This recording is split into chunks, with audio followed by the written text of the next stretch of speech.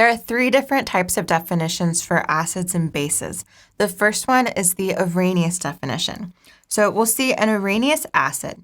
The definition of this is an Arrhenius acid produces H plus ions in a solution.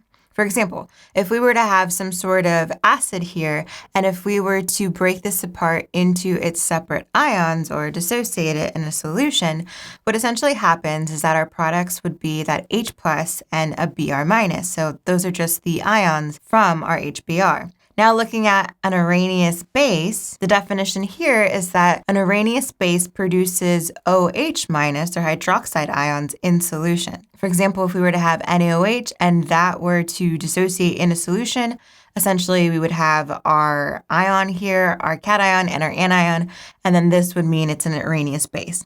Something to note, an Arrhenius base or Arrhenius acid, that's typically not the best